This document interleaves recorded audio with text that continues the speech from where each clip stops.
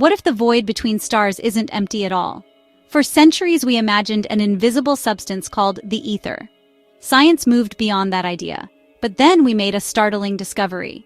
Life clinging to the hull of our space station, surviving the vacuum, the radiation, the extreme temperatures.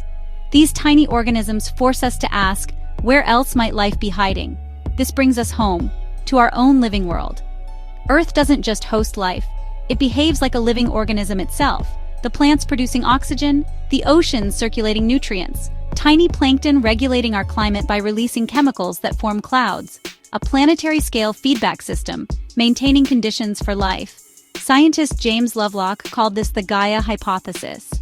Earth as a single, self-regulating organism with its own heartbeat, just like your body maintains its temperature and chemistry. Billions of individual parts working together as one living whole. If planets can be alive and space itself might harbor life, what about the universe? The cosmic web looks remarkably like neural networks in our brains. Galaxies connected by invisible threads of dark matter. Perhaps we're not separate from the universe, we're part of its consciousness. Those bacteria on the space station aren't just survivors. They might be messengers carrying life between worlds, making us part of a living cosmos. A universe where consciousness and life might be woven into the very fabric of reality. From the smallest microbe to the largest galaxy. All of it alive, all of it connected, all of it breathing together. If the universe might be alive, what about our thoughts? Are they just electrical signals, or could they be a form of life? Psychologist Carl Jung believed in a collective unconscious, universal symbols appearing in myths across all cultures and history. Imagine thoughts as living entities like seeds floating on the wind. Some ideas are small and fleeting, others grow into belief systems that shape civilizations. These thought forms compete for our attention, evolving as they spread. Our consciousness isn't unified, it's an ecosystem of competing ideas. We experience reality through these biological avatars, our bodies. Every touch, every sensation, filtered through this physical interface. Some theories suggest every part of our brain contains a ghost of the whole, a miniature map of our entire consciousness in every neuron.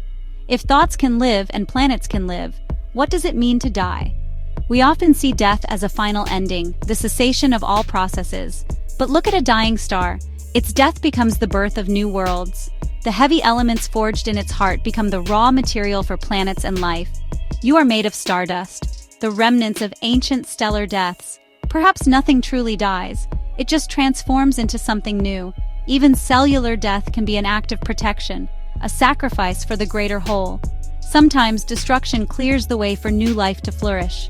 Maybe death is a form of rebellion against impossible circumstances, a final surrender when the struggle to maintain order becomes too great, not an erasure but a retreat, a conscious choice to let go, making space for something new to begin. Even in endings, the seeds of new beginnings take root.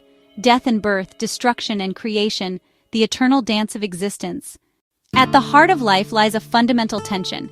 To live, we must consume. To create, we must destroy. Every meal is a transaction between life and death, energy flowing from one complex system to another. Consider the profound difference between mating and murder. Mating is fusion, the cooperative creation of new genetic combinations, an act of giving that continues the chain of life. Murder or predation is annihilation, one life ended to sustain another. Human society draws clear moral lines between these biological processes. We see mating within our social rules as love, generosity, hope for the future. Murder we see as the ultimate violation, a breaking of the trust that holds communities together. We've built entire legal and moral systems around this distinction. One path to power, creation through cooperation and connection. Another path, power through domination and destruction. Scientifically, both are survival strategies. Philosophically, they represent opposing forces in the universe. Can an advanced civilization transcend the destructive impulse? Travel to new worlds without harming them? Could we explore and expand while nurturing rather than conquering? On Earth, expansion often comes at the expense of what came before. Perhaps the ultimate test of intelligence isn't building starships. It's learning to exist in harmony, to survive without destroying, to create and share rather than just take and consume. The question remains, can we learn this lesson before it's too late? The answer may lie not in our weapons, but in our children.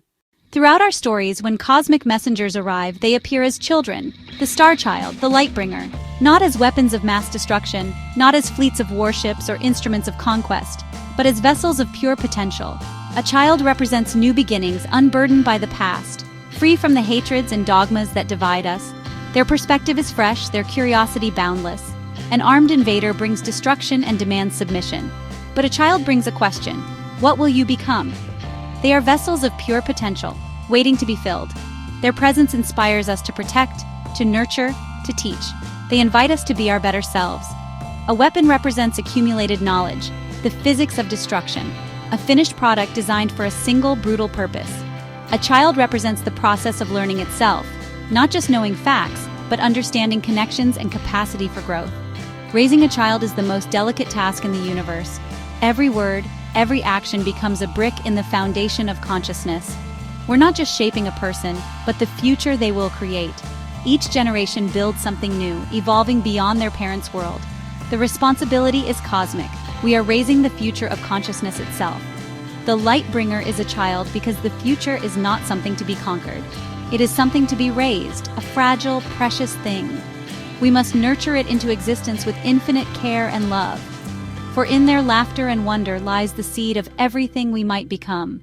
The next stage of evolution, written not in conquest, but in the infinite potential of a child's dream.